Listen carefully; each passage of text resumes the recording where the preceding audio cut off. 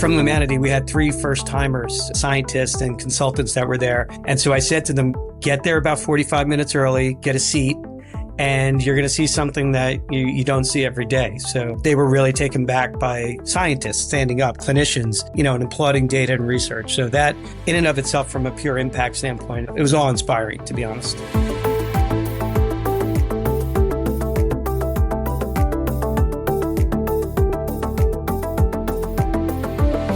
Welcome back to the MM+M podcast. I'm Lesha Bouchak, pharma editor at MM+M, and I'm excited to bring you today's podcast with Humanity.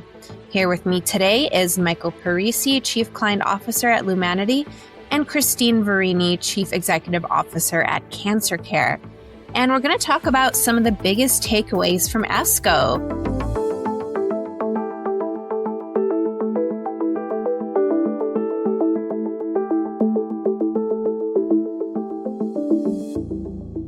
Michael and Christine, thanks so much for joining. Thank you so much, Lesha. Happy to be here and happy to be back from ASCO. I can say I'm physically excited and exhausted and inspired by the energy and excitement that we saw in Chicago. Really, really looking forward to just sharing some thoughts and perspectives on just an overwhelming couple of days in Chicago. I feel the same way, Michael. It was an amazing ASCO. The data and the science is getting better and better every year. I'm a pharmacist by training, and I've been doing this for over 20 years. And I can tell you, each year, I always walk away inspired and exhausted.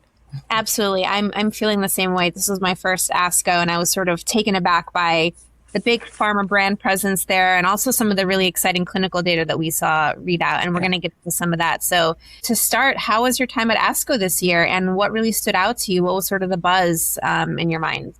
So I think the first kind of reality when I actually went to get my badge, I got my 25-year member badge, which was both inspiring and frightening at the same time. I think this was my 27th ASCO, and I will say, it's not only grown in size every year, it's grown in interest. I see the commercial organizations doing things that are more interesting on the floor. The data is just awe-inspiring. And I think one takeaway as someone who's been in this field a long time, watching plenary sessions in tumors like sarcoma that are rare and often thought of as undruggable, pancreatic cancer, same, that people, just a death sentence, and seeing a doubling of survival and encouragement about what that means for the future. And then lung cancer, long-term survival, patients that are people that are living 10 years plus on certain therapies in ALK-positive lung cancer. I mean, this is like nothing we've ever seen, and it just keeps continuing to open up the floodgates of opportunity, continues to build the importance of community, the importance of communication, and the importance of everything the industry does in support of the cancer community. So when I say it's awe-inspiring, it's like really stepping back and looking at the magnitude and the potential impact of the data is just absolutely incredible. Christine, I don't know if you had a different take from where you sit. I totally feel the same way. The data is amazing. I think we have to get better at showing the data to patients in a health literate way, right? Because even me as a pharmacist and doing this for many years, there's a lot going on, a lot of learnings, and I think we need to always have the patient in mind first. I think that there's an opportunity from my perspective to take the science and simplify it for them. They don't need to know every detail. They need to know why it matters to them first and foremost, and then we can teach them the details after the fact. And we're going to dig into some of this and kind of talk about how marketers can do that. But Michael, I'm curious, since you've been going to ASCO for so long, did you consider this a breakthrough year in some ways? I heard that, there was a standing ovation during the pancreatic cancer readout, for example, and that's going to be a very impactful moment. I'm curious what your thoughts are on how this ASCO played out compared to years past. Yeah, absolutely. I mean, it wasn't just standing ovation. It was like a roar of the crowd. And I've only seen this a couple times. A few years back, the Enhertu data in breast cancer got a standing ovation. This was standing ovation and kind of relief that, oh my gosh, we finally have found something that is moving the needle in pancreatic cancer. We had, from Humanity, we had 3 first-timers, scientists and consultants that were there. And so I said to them, get there about 45 minutes early, get a seat, and you're going to see something that you don't see every day. So they were really taken back by scientists standing up, clinicians, and applauding data and research. So that, in and of itself, from a pure impact standpoint, it was awe-inspiring, to be honest. Yeah, you get the chills when you see it, right? It doesn't happen often. I'm in this field as long as Michael, and you don't see it very often. But when you see it, it matters and it resonates. What I would say is we always have to use a little bit of a caution. I'm always going to put the patient voice or perspective in this, is that it doesn't work for everyone, right? So we, as people who are communicating with clients, whoever your client may be, whether it's a patient or a company, whomever it may be, we all need to be cautious that it doesn't fit everyone and it doesn't work for everyone. So we just have to, we're optimistic and we're excited about, the advancements, but we also have to use caution that it's not going to work for everyone. And we just don't want to over promise and under deliver in some ways. So I think it's, for us, the science is amazing, but we just have to use caution from a patient perspective. Absolutely. And a lot of this ties into, what you talk about when you say the value story and communicating the value story to patients, clinicians, and payers as well, and other stakeholders. So when you talk about the value story, what would be the 3 elements that you think have to stay constant across clinicians, payers, and patients for that story to really hold up in the market? Yeah, it's a great question. And we talk to marketers and teams all the time. There's a couple things. And again, the science is getting more complex.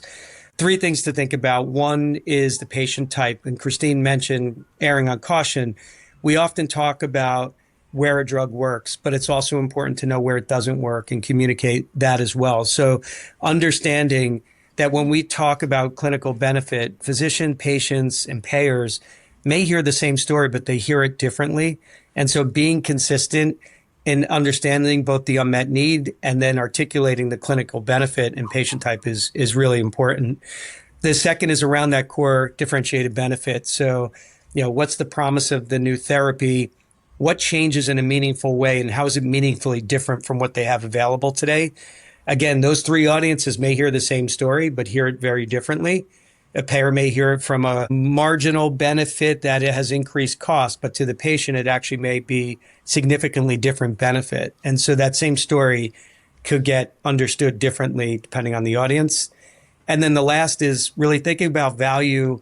I actually heard someone say this, and I love this term, is think in terms of impact, not process.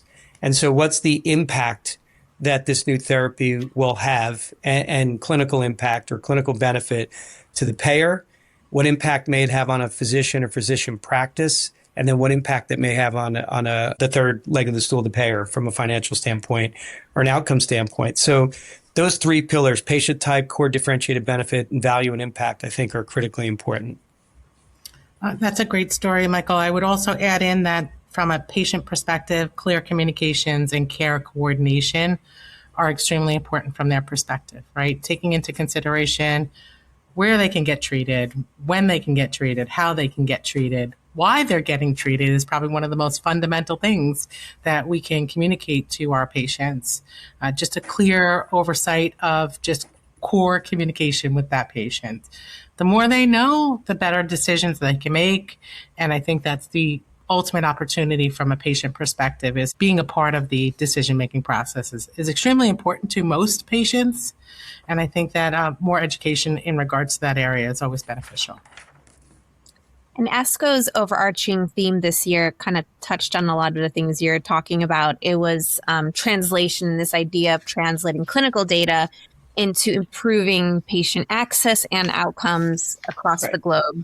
What would you say are some of the biggest challenges to that currently? And what's like the most common translation failure that you see after strong data is released? And, how can teams address that? Yeah, I think some of it is you're seeing now a growing interest in real world evidence and lived experience data, and really truly understanding outside of a controlled clinical trial environment is how drugs and new products behave, and what's the real course of disease look like for individuals. So pulling something out of that controlled experimental study that gets us all excited is, really thinking about, again, in practice, I have so much empathy for a community oncologist that just goes back to back to back to back to back, treating 3, 4, 5 different cancer types in a day in areas where the science is getting more complex. So treatment decisions, understanding treatment choice, understanding the evidence that supports,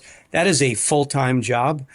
And it's really, really hard for physicians to keep up with the pace of change.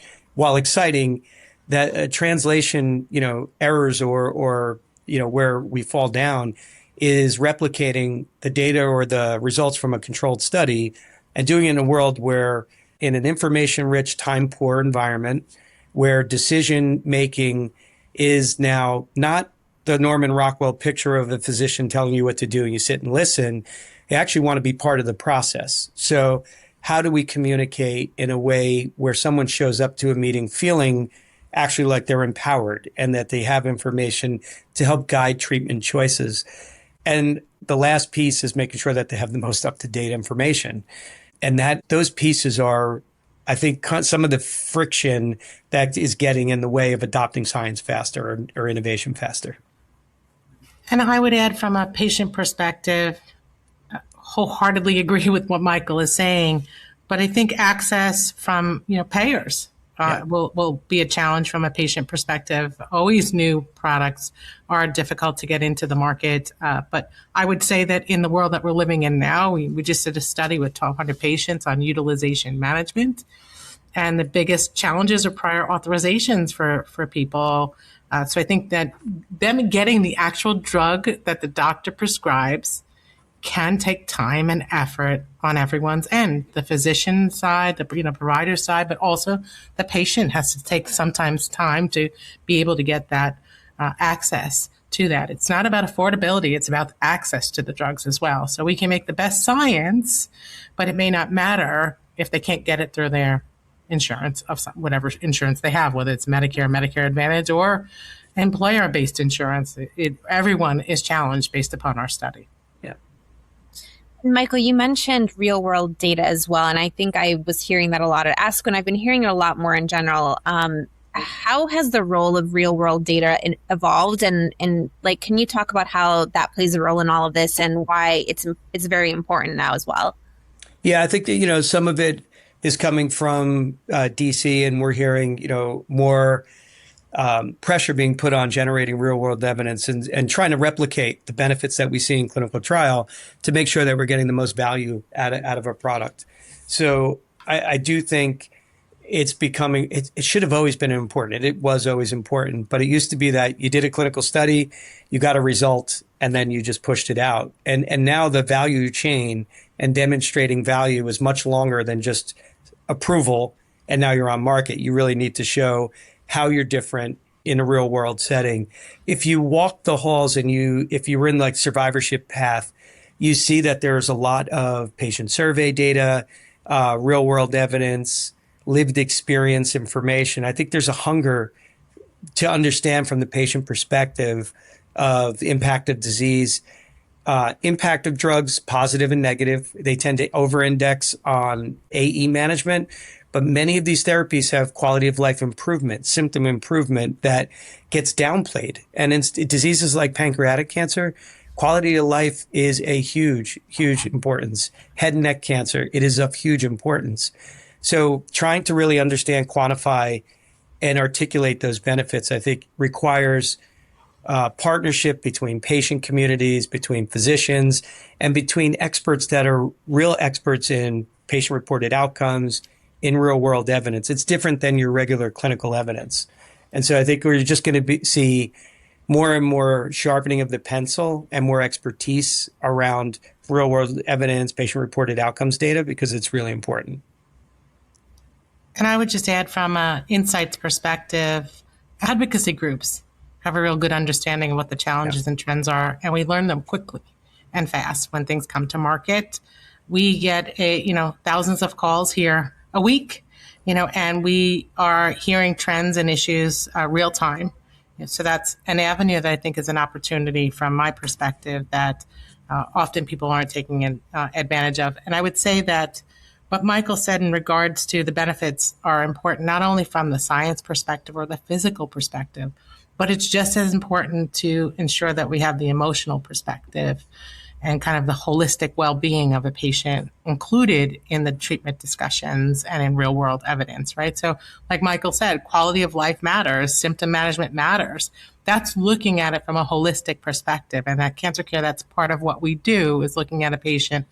Let the science be the science, right? Let the research be the research, but we help with everything else here. And what's important is that if people can't get to the doctor because they don't have the funding for it, or people don't have food to feed their families, or a roof over their heads for a place to live, no matter how beautiful the science is, if people don't have the ability to feed their families, a roof over their heads, and a way to get back and forth to the doctor, none of the science will matter.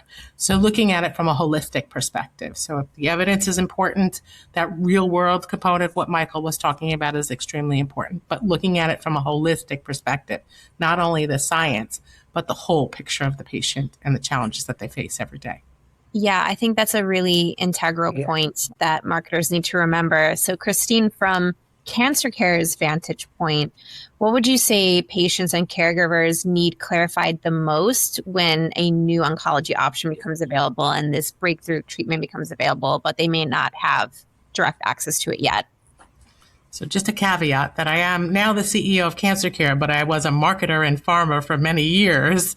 And prior to that, I was a pharmacist mixing the chemotherapy and the drugs for the patients.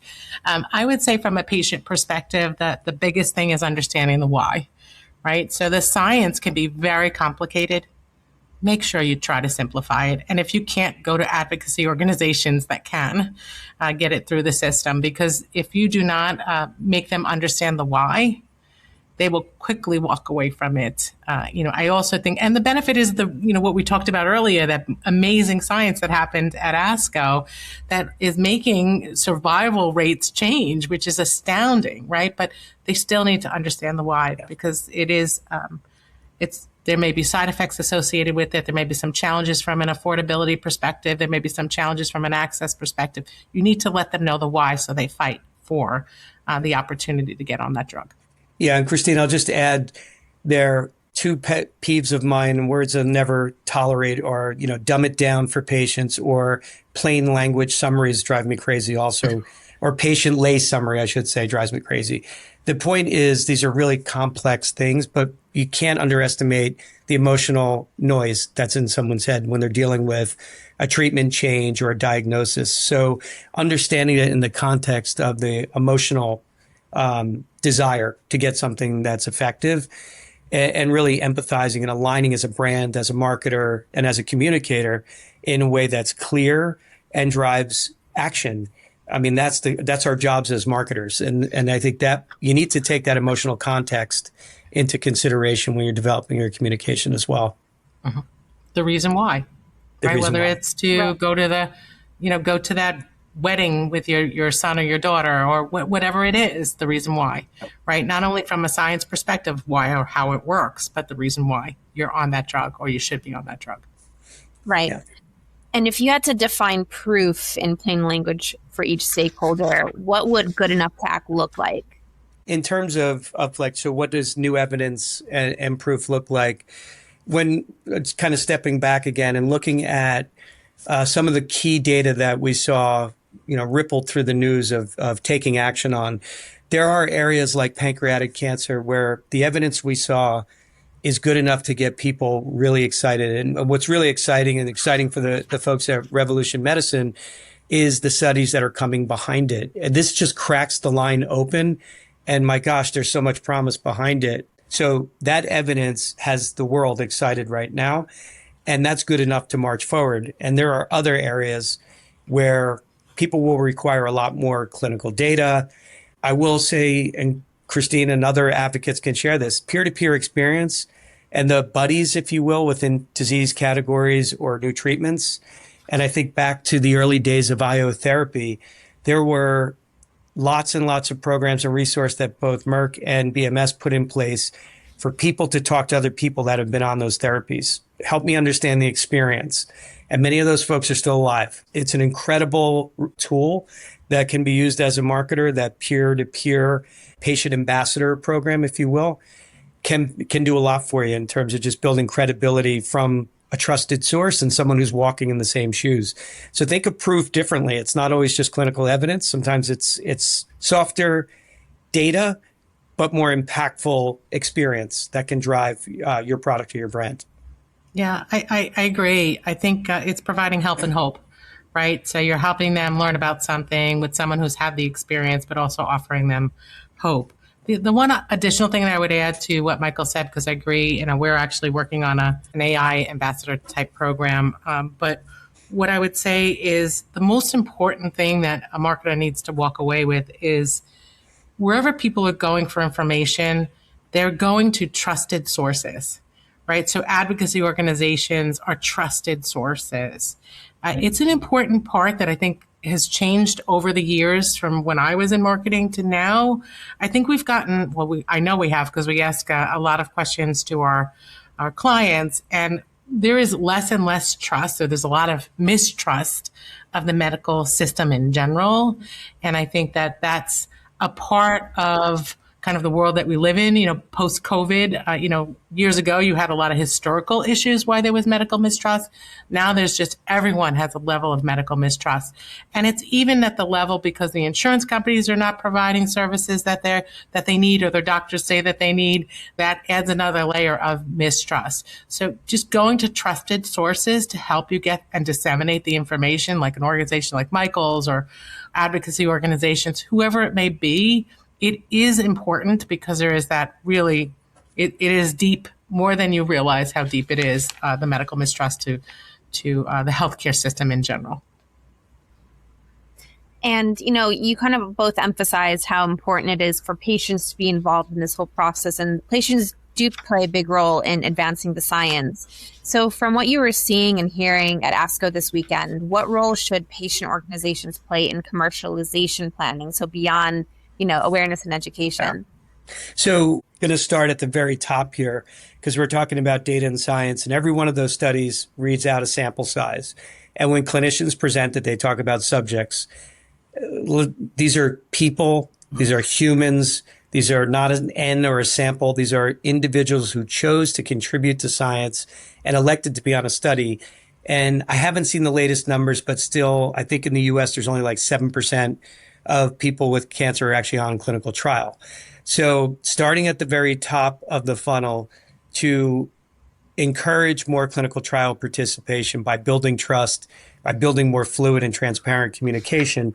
None of this research happens unless people participate. And that's one thing AI can't replicate. We could do synthetic controls. We can do lots of mimicking and modeling. But at the end of the day, we still need humans to agree to participate and engage in clinical trials. And I think that's a key point where pharma could really help to build that trust as one organization or governing body, if you will. The other part of it, and I do think patient advocacy organizations, I remind all marketers, they have community. They have people that trust them. They often will share open clinical trials and information, but they also understand the course of a disease, and they understand the non-medical, emotional, psychosocial, and other things that can get in the way. Said differently, can help shape your brand when it's ready to launch if you understand them. Tap in, engage early and often. Don't engage only when you need them, but engage in meaningful ways.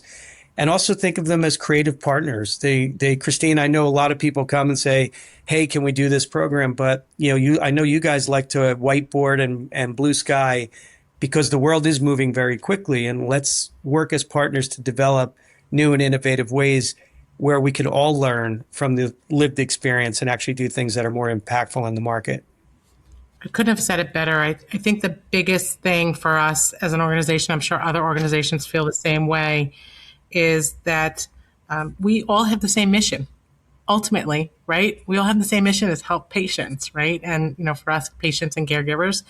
And we'd love to do that together. We have opportunities to gather insights. We have a huge database that has a plethora of information that we have available for people. We can be a part of sharing what the journey of a patient, is, along, from diagnosis all the way down to survivorship, right? We have that information in the aggregate that we often look at and assess and try to come up with programming, right? It's not just one time that we look at data and we create a project and walk away. We are constantly looking at our database and constantly looking for innovative ideas. We have an amazing project called My Trial List that actually helps from a clinical trial perspective, helps educate people on the why for clinical trials. I'm a big believer in the why. If we can't get the why right, we are not helping society do better, right? So we definitely have insights available. We have the voice of the patient available.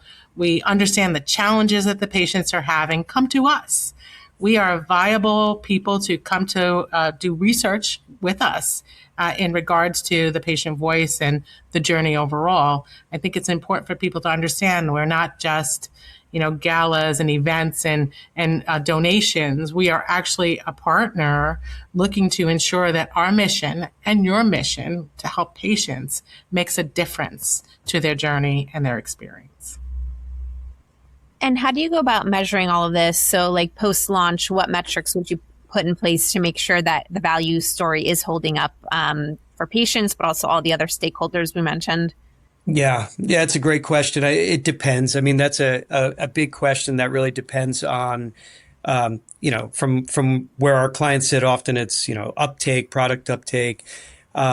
A lot of it is actually understanding the barriers when you move from clinical trial into community practice or into practice is, if you understand those pain points, how quickly you're moving through those and getting ultimately the patient to therapy. So it could even be time to therapy. Christine mentioned prior authorization, making sure that you have all of those obstacles smoothed out to enable fast and quick access to your products. But it depends on the area.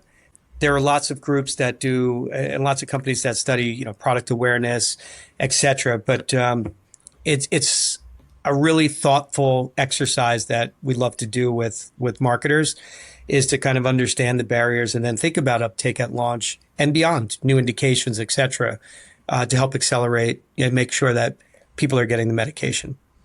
And I think Michael and his team does a good job in looking at the whole picture from a patient perspective, right? They're looking at it holistically. They're not only addressing the science and looking from a KPI perspective, but also looking and speaking to organizations like mine and others to ensure that we have the emotional component, that we have the education right, that we have kind of all our ducks in a row in regards to ensuring that we're looking at the patient from a holistic perspective. Yeah. The one thing I would just add is that the voice of the patient will ultimately be the most important measurement that you have. Yeah. So those positive discussions from a patient's experience with your drug is going to matter, because the more people hear that, the more likely they'll understand the why. Yeah. Should they go on this drug?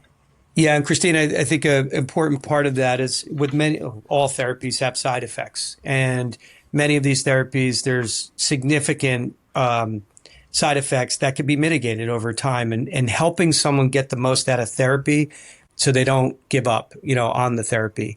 Mm-hmm. Those are real world things and challenges that people have to deal with. The more you can let them know ahead of time, be prepared, be there as a resource to help them get through it, the better they'll be and the better you'll be as a business. And it's just important that you understand that.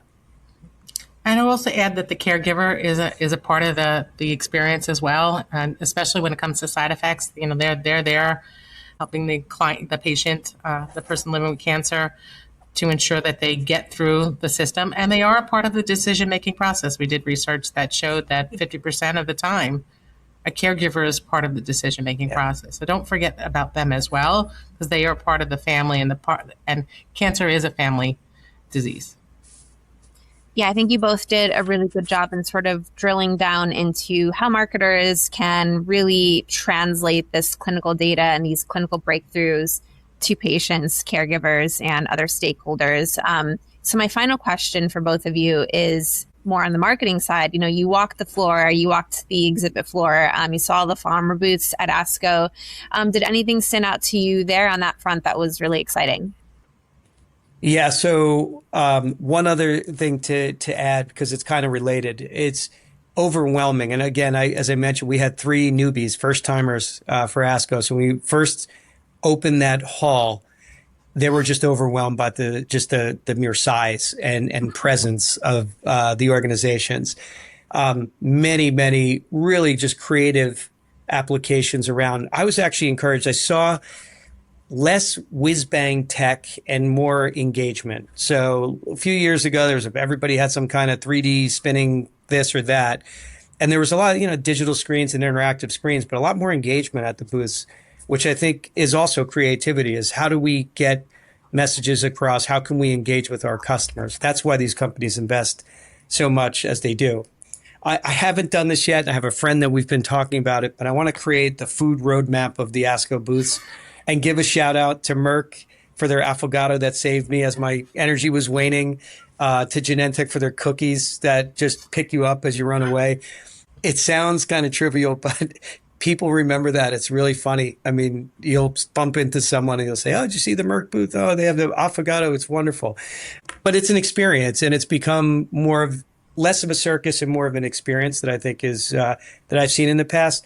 The highlight for me is always the ASCO puppies at the front. So I think that just grabs everyone, and it gives you that kind of relaxed moment as everyone is stressed through the weekend. As we're going to encourage ASCO to get more puppies and maybe do a pony ride, but I think the animals help to calm everyone down as well. And a little sneaker place where you can go in case when your feet are just killing you. I can't imagine why they don't have this already in the convention center, but they should have a shoe store with just sneakers. Yeah, that's a great idea.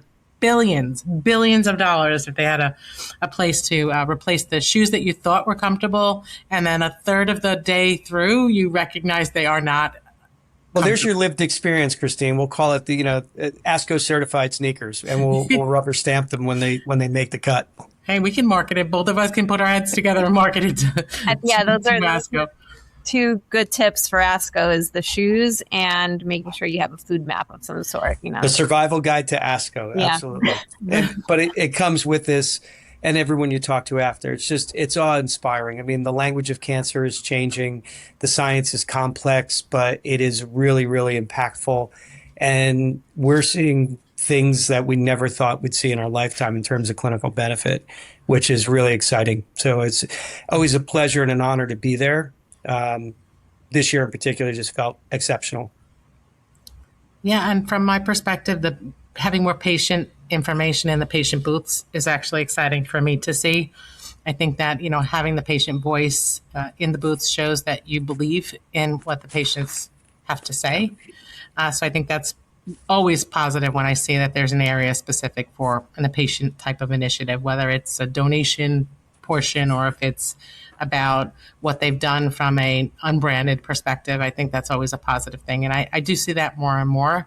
And that to me shows that we are a trusted source to them. And always remember that we are a part of the journey with the patients and with you, and we're here and available to help. Excellent. Alessia, one shout out, maybe an ask of the industry and something to consider.